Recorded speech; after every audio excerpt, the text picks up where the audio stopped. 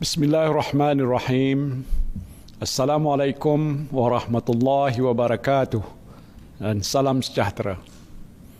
Apa khabar semua? Saya doakan semoga saudara dan saudari sihat walafiat. Pada petang Jumaat yang lalu, saya telah mengumumkan Pelan Jana Semula Ekonomi Negara atau Penjana dengan 40 inisiatif bernilai 35 bilion ringgit untuk membantu usaha pemulihan ekonomi negara yang terjejas akibat penularan wabak COVID-19. Pada petang ini, saya pula akan mengumumkan beberapa langkah yang akan diambil oleh kerajaan untuk memasuki fasa pemulihan COVID-19.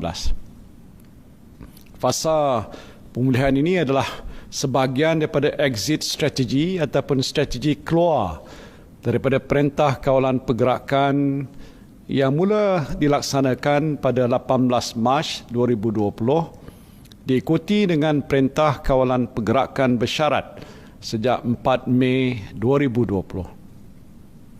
Alhamdulillah, sejak PKP dan PKPB dilaksanakan, kadar jangkitan COVID-19 di negara kita menunjukkan tren yang semakin menurun. Statistik Kementerian Kesihatan pula memperlihatkan kadar jangkitan dalam kalangan rakyat tempatan semakin rendah dan terkawal. Kebanyakan kes yang dicatatkan sejak kebelakangan ini adalah kes import dan kes-kes yang melibatkan pendatang asing tanpa izin di depo-depo tahanan imigresen. Kita bersyukur kerana tindakan pantas para petugas barisan hadapan telah berjaya membendung penurunan COVID-19 dalam kalangan tahanan di depo imigresen dan keadaan pada masa ini adalah terkawal. Pada masa yang sama, kapasiti perubatan dan kesihatan awam negara kita juga berada pada tahap yang lebih baik dan meyakinkan. Dan ini menunjukkan Malaysia telah berjaya membendung penurunan COVID-19 dengan berkesan dan kini memasuki pula fasa pemulihan. Saya nak mengucapkan syabas kepada para petugas barisan hadapan dan anda semua yang telah menyumbang kepada kerajaan untuk membendung wabak COVID-19. Kejayaan ini adalah kejayaan anda semua. Anda telah memberikan kerjasama yang baik kepada pihak berkuasa dengan mematuhi semua SOP yang ditetapkan sepanjang PKP dan PKPB dilaksanakan. Oleh itu, pada petang ini saya nak mengumumkan satu berita yang agak melegakan kepada anda semua. PKPB yang akan berakhir pada 9 Jun 2020 akan digantikan dengan Perintah Kawalan Pergerakan Pemulihan atau PKPP yang akan bermula pada 10 Jun 2020 hinggalah 31 Ogos 2020. Dalam tempoh PKPP ini, lebih banyak kelonggaran diberikan kepada saudara-saudari untuk menjalani aktiviti kehidupan seharian di samping mematuhi SOP secara berterusan. Mulai 10 Jun 2020, perjalanan rentas negeri akan dibenarkan kecuali di kawasan yang diisytiharkan Perintah Kawalan Pergerakan diperketatkan atau PKPD. Jadi bagi mereka yang ingin menziarahi ibu bapa yang tinggal berjauhan di negeri lain, bolehlah berbuat demikian. Alhamdulillah. Cuma nasihat saya, sentiasalah jaga kebersihan diri. Pakai pelitup muka apabila berada di tempat awam dan elakkan tempat yang sesak semasa pulang ke kampung. Ingat, jika ibu bapa anda adalah warga emas, mereka berada dalam kategori orang yang mudah terdedah kepada jangkitan. Jadi walaupun kita seronok dapat menziarahi mereka, tanggungjawab utama kita ialah untuk melindungi mereka daripada terkena jangkitan. Dalam tempoh PKPP ini juga, hampir semua aktiviti sosial, pendidikan, keagamaan, perniagaan, sektor ekonomi dan sebagainya akan beroperasi semula secara berperingkat-peringkat dengan pematuhan sepenuhnya kepada SOP. Seperti mana yang telah diumumkan oleh Yang Berhormat Menteri Kanan Pertahanan, perkhidmatan gunting rambut dan salon akan dibenarkan. Pasar terbuka, pasar pagi, pasar malam, pasar tamu, bazaria, medan selera, pusat penjaja, food truck dan gerai makan juga akan dibenarkan. Selain itu, aktiviti komersial yang melibatkan urus niaga jualan dan pemasaran bukan dalam premis perniagaan juga dibenarkan. Termasuk dalam senarai yang dibenarkan juga ialah lawatan ke muzium, indoor basking, dobi layan diri, aktiviti perikanan rekreasi termasuk kolam pancing komersial dan penggambaran filem. Mesyuarat dan bengkel juga dibenarkan dengan syarat mematuhi sepenuhnya protokol kesihatan dan mengoptimumkan ruang. Dalam kategori sukan, beberapa jenis sukan dan rekreasi akan dibuka semula dengan pematuhan kepada SOP. Ini termasuklah latihan persediaan pasukan permainan sukan, aktiviti sukan yang tidak melibatkan sentuhan badan seperti bowling, badminton, memanah, menembak dan lain-lain lagi. Aktiviti berkumpulan di luar seperti kayuhan basikal dan konvoi motosikal juga dibenarkan. Yang masih tidak dibenarkan ialah pertandingan sukan atau permainan yang melibatkan perhimpunan penyokong atau penonton yang ramai seperti di stadium, sukan renang dan kolam renang awam dan sukan bersentuhan seperti rugby, gusti, tinju, bola sepak, bola keranjang dan hoki. Selaras dengan fasa penyediaan semula ekonomi negara dan tiada lagi sekatan rentas negeri, aktiviti pelancongan domestik akan dibenarkan.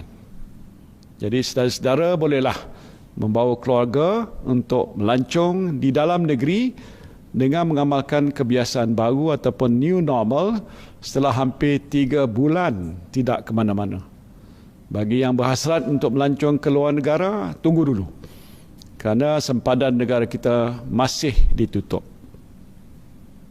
Dalam kategori perayaan dan aktiviti keagamaan, saya nak sampaikan berita baik, iaitu sambutan Hari Raya Aidul Adha dan ibadah korban akan dibenarkan tertakluk kepada SOP pihak berkuasa agama Islam untuk solat berjemaah dan aktiviti keagamaan di masjid dan rumah-rumah ibadat pula.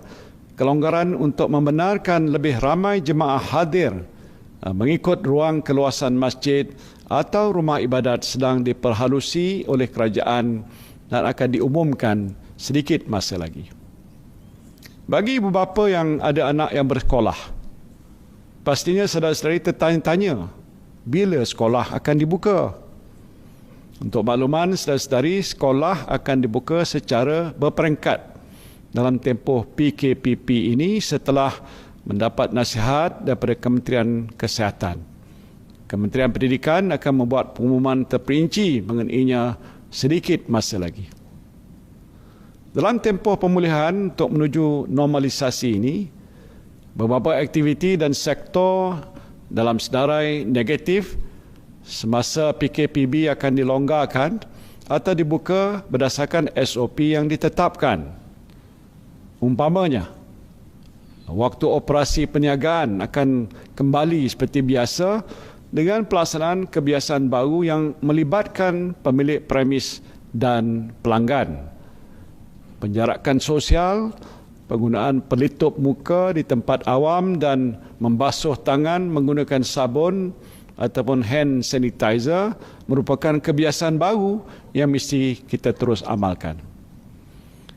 Walaupun saya telah mengumumkan banyak kelonggaran ini tidak bermakna tiada lagi apa-apa sekatan yang akan dilaksanakan oleh kerajaan untuk mengawal penularan COVID-19 ini.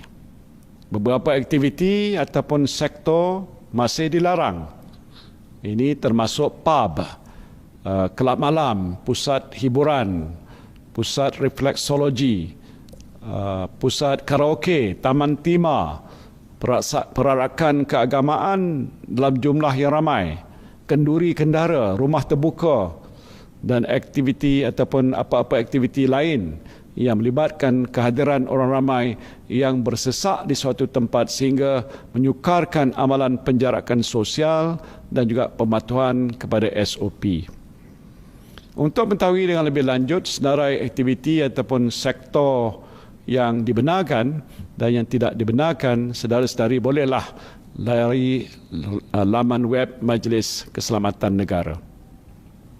Saudara dan saudari yang saya kasihi sekalian, kerajaan akan melaksanakan PKPP dengan berteraskan 7 strategi. 7 strategi iaitu pengukuhan kesihatan awam, perundangan dan penguatkuasaan, pengukuhan kawalan sempadan, pembukaan sepenuhnya sektor ekonomi, pembudayaan kebiasaan baru, pemerkasaan tanggungjawab komuniti dan perlindungan golongan berisiko. Strategi ini akan dilaksanakan melalui jawatankuasa khas Menteri mengenai pelaksanaan PKPP yang dipungsikan oleh Yang Berhormat Menteri Kanan Pertahanan. Manakala di peringkat kerajaan negeri pula, strategi ini akan dilaksanakan melalui jawatankuasa yang diwujudkan oleh Yang Amat Berhormat Menteri Besar dan Ketua Menteri. Pelaksanaan strategi ini pastinya memerlukan kerjasama dan juga sokongan semua pihak, termasuk jentera kerajaan pusat dan negeri, pihak swasta, pertubuhan bukan kerajaan, serta pemimpin dan juga ketua komuniti. Sejak PKP dilaksanakan hampir 3 bulan yang lalu, kerajaan telah melaksanakan pelbagai strategi dan langkah yang wajar dalam menangani dan juga membendung wabak COVID-19. Banyak kawalan dan sekatan yang dikenakan ke atas saudara dan saudari sekalian. Ini tak bolehlah, ini tak boleh, itu tak boleh, semua tak boleh.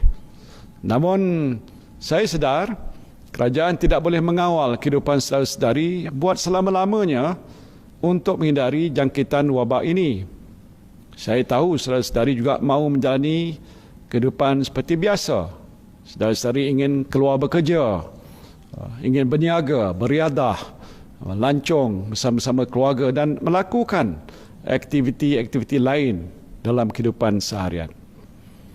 Jadi kini tibalah masanya kerajaan memberikan lebih banyak kelonggaran pada saudara-saudari dengan syarat saudara-saudari mengambil tanggungjawab secara serius untuk mengamalkan kebiasaan baru kehidupan dan mematuhi semua SOP yang ditetapkan oleh kerajaan. Ini bermakna tanggungjawab untuk memastikan wabak COVID-19 kekal terkawal berada di tangan saudara dan saudari sekalian. Saya juga ingin menekankan kepentingan peranan pemimpin masyarakat, termasuk ketua kampung, ketua komuniti, pemimpin NGO dalam membendung penularan wabak ini dengan memastikan semua anggota masyarakat mematuhi SOP yang ditetapkan oleh kerajaan. Tidak kurang pentingnya ialah peranan majikan. Para majikan juga mestilah memastikan semua pekerja mematuhi SOP di tempat kerja. Jika saudara dan saudari semua terus berdisiplin dan beristiqamah, saya percaya Allah, insya-Allah, penularan wabak ini akan kekal terkawal dan kita akan memasuki fasa normalisasi selepas 31 Ogos 2020 sehinggalah vaksin untuk virus COVID-19 ini ditemui. Namun saya ingin mengingatkan, sekiranya berlaku peningkatan mendadak kes positif COVID-19 dalam tempoh ini, kerajaan tidak akan teragak-agak untuk melaksanakan perintah kawalan pergerakan diperketatkan atau PKPD di kawasan ataupun lokaliti yang berkenaan. Saya harap kita semua sentiasa berdisiplin supaya peningkatan kes COVID-19 ini dapat kita elakkan. Sehubungan dengan pelaksanaan PKPP ini, saya menyeru saudara dan saudari semua untuk pakai aplikasi MySejahtera yang telah dibangunkan oleh kerajaan untuk membolehkan saudara-saudari melaksanakan penilaian kesihatan kendiri.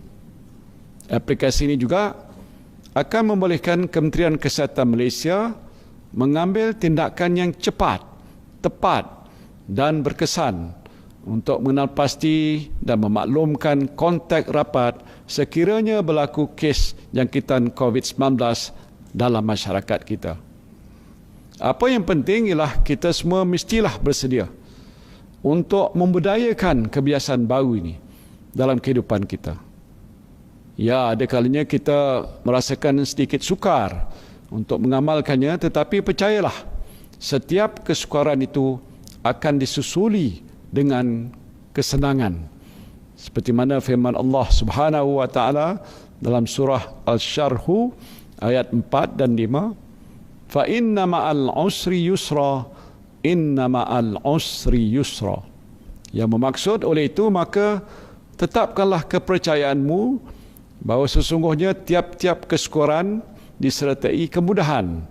Sekali lagi ditegaskan bahawa sesungguhnya tiap-tiap kesukaran disertai kemudahan. Akhirnya saya berdoa, semoga kesihatan dan kesejahteraan kita sentiasa terpelihara dan kita semua dapat menjalani kehidupan yang bahagia bersama keluarga dan orang-orang yang tersayang. Wabillahi taufiq wal hidayah. Assalamualaikum warahmatullahi wabarakatuh.